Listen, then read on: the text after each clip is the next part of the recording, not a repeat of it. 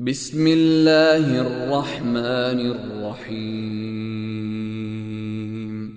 والفجر وليال عشر والشفع والوتر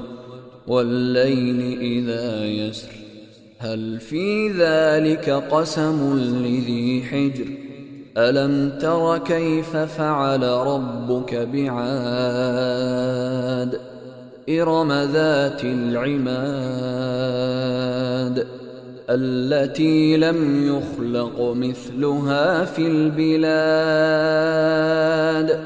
وثمود الذين جابوا الصخر بالواد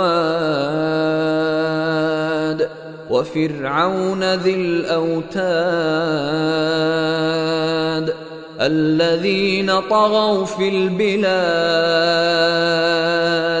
فأكثروا فيها الفساد فصب عليهم ربك سوط عذاب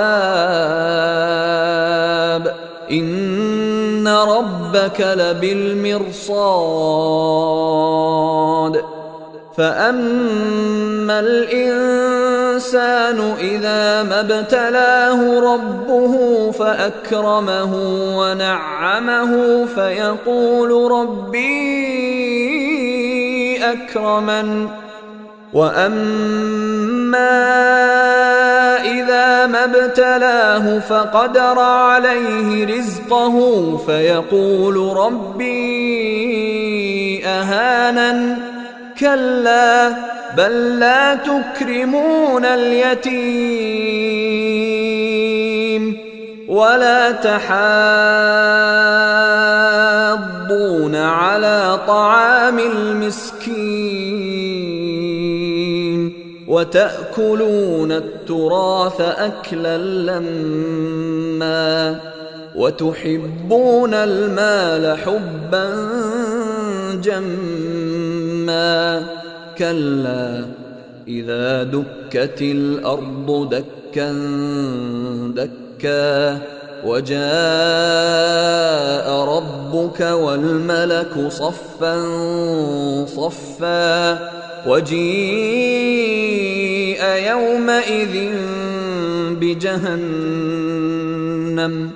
يومئذ